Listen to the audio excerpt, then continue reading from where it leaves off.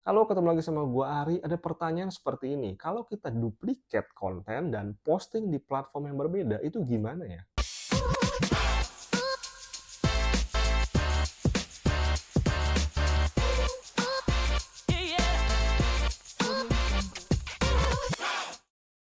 Oke, gua paham pertanyaannya. Ini memang dalam produksi konten ada banyak tips and trick, ada banyak juga metodologi, ada banyak juga strategi gimana kita bisa produksi konten secara optimal, baik itu quantity dan quality, tapi juga kita less effort gitu. Nah, ini memang ada banyak banget ya strateginya, ada banyak banget trik caranya gitu. Misalkan yang tadi ditanyakan adalah kita posting sebuah konten duplikat. Misalkan kita udah bikin konten di TikTok misalkan. Kemudian kita posting lagi konten yang sama itu di Instagram. Misalkan di video kan di TikTok, kemudian juga kita posting lagi di bentuknya Reels di Instagram. Itu gimana? Diduplikat begitu. Nah, ada juga yang pakai trik di mana bikinnya misalnya 10 konten, bikin 10 konten, misal sama-sama format video pendek gitu, kemudian postingnya beda platform tapi urutannya dibalik, ya, urutan dibalik. Misalkan di TikTok urutannya 1, 2, 3, 4, 5, sampai 10. Nah, di Instagram dipostingnya dari 10 dulu, gitu. Misalkan day one dipostingnya di TikTok itu video 1, di Instagram video 10, ya kan? Jadi biar nggak sama, tapi produksinya secara teknis produksi itu cuma sekali, tapi itu beda tuh. Ya dapat 10 hari platformnya feel-nya beda gitu. Nah, kemudian ada banyak lagi hal-hal lainnya. Ada lagi yang kayak long video dipotong-potong jadi beberapa video pendek, dan juga ada yang pakai misalkan motong dari tempat lain kita react kayak gitu-gitu. Ada banyak sih. Enggak ada isu sama sekali terkait dengan itu. Tapi kembali dari sisi fundamental, gue cuma pengen kasih sebuah pandangan ideal ya, pandangan ideal.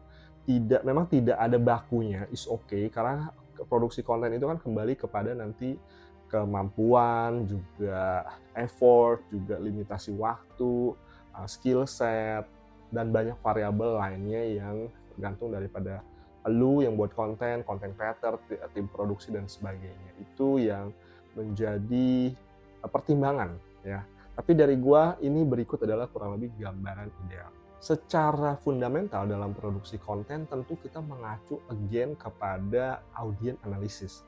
Ini audiensnya itu apa dan siapa, di mana masalahnya apa, kondisi keuangan, daya beli, terus juga poin objektif. Kita bikin konten mau ngapain? Atau di platform tersebut apa? Gitu. Dari audience analysis tentu kita akan menemukan bahwa tiap platform itu juga punya audiens yang beda-beda. Range umur mungkin berbeda, interest berbeda, behavior mungkin berbeda. Misalkan di YouTube mungkin orang-orang yang nonton YouTube mungkin lebih pengen yang long video mungkin. Kalau di TikTok orang mungkin yang cuma scroll video pendek aja gitu. Tidak ada tendensi untuk mencari sesuatu mungkin. Di Instagram mungkin beda lagi. Nah, ini kan akhirnya beda-beda ya, audiensnya beda-beda, dan aim kita mau di tiap platform juga beda-beda gitu. Nah, itu akhirnya secara fundamental gue sangat menyarankan bahwa setiap platform itu perlu effort yang berbeda menghasilkan produksi visual dan konten yang berbeda. Misalkan lu bikin di YouTube, ya udah itu buat YouTube aja. Toh memang secara dasar basicnya format tiap platform juga beda-beda sebenarnya. Didesain dari awal juga beda. YouTube kan dasarnya adalah long video. Instagram itu awalnya tuh dulu gambar, sekarang sudah muncul video, tambahan story, ada reels, dan ada carousel juga di situ. TikTok bentuknya adalah kayak video-video pendek, dan juga crowd-nya lebih random seperti itu. LinkedIn mungkin beda lagi. Jadi ataupun X itu juga kayak teks ya, short text gitu. Nah, ini kan beda semuanya secara platform. Nah, kalau dari sisi fundamental sebaiknya dibikin beda-beda semuanya juga. Di YouTube ya udah bikinlah long video misalkan. Mungkin bisa dipotong-potong, ditambahkan jadi short. Itu. Di Instagram ada lagi kontennya khusus untuk platform Instagram. Di X ada lagi khusus yang teks. Di TikTok ada lagi. Itu saran gua. Setiap platform punya sebuah konten yang beda-beda sesuai dengan platformnya, sesuai dengan audiensnya, organic audience di platform tersebut. Nah, ini kan tentu jadi double effort dong, bahkan bukan double lagi nih. Jadi effortnya banyak banget dong. Itu mungkin argumennya. Jawabannya yes, betul. Tentunya akan banyak effort.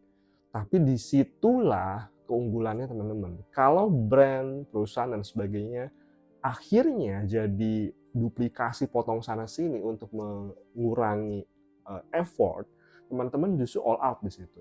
Itu yang membuat akhirnya orang mau follow cross platform. Jadi misalnya dia udah nonton YouTube-nya, tapi ternyata ada informasi yang tidak disampaikan di YouTube yang hanya ada di TikTok.